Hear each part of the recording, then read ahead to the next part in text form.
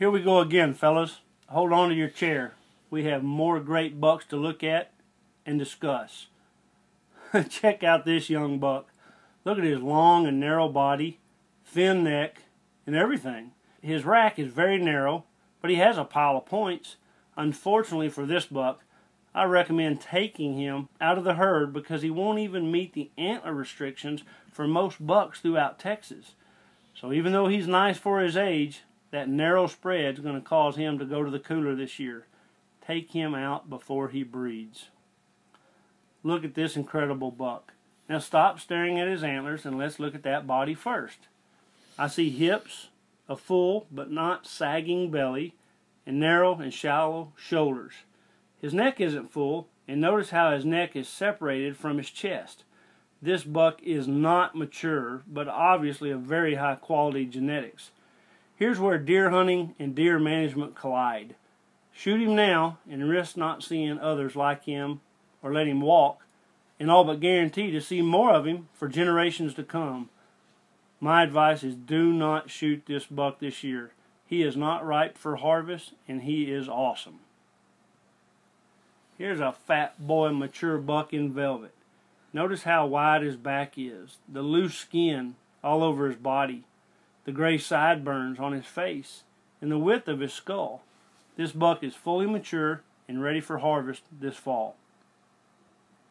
Here's another great buck. I see a wide butt, but not sure about his back or belly from this angle. I see a thin neck and a narrow skull with large ears.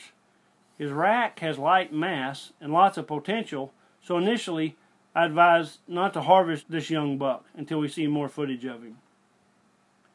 Quick, put down your binoculars and grab your gun. I think you're looking at a real monster buck here, fellas.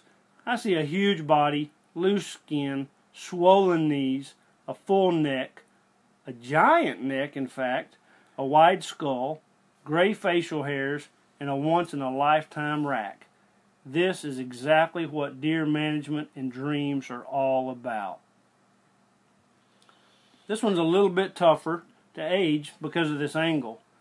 His back is full and fat, but I don't see a belly or a thick neck.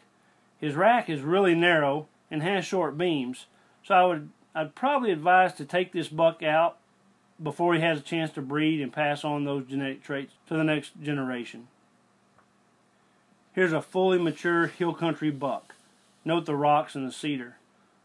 Look at that large body, deep chest, and deep skull with gray hair. His rack isn't all that impressive because he has a crab claw 9th point and short brows, so I would recommend taking him out this fall.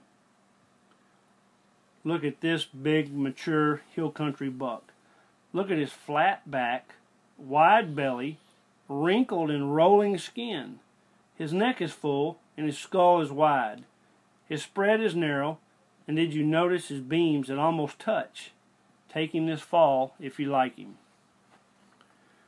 Look at this great quality young buck.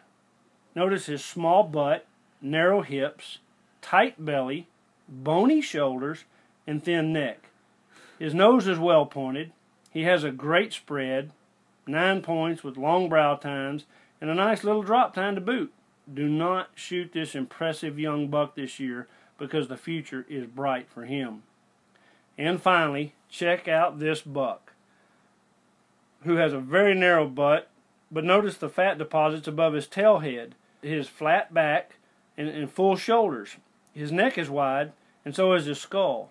Because he only has 8 points, I recommend taking him out. Take him to your cooler, harvest him, because we don't want to see more of the same from this deer. This is a nice and framey 8-point, but we can do much better. I want to thank you again for watching, and I sure hope you've enjoyed this series. Keep your eyes peeled for even more bucks coming down the pipeline, because we have plenty to show you from Trophies from Above, Whitetail Domains. Thank you.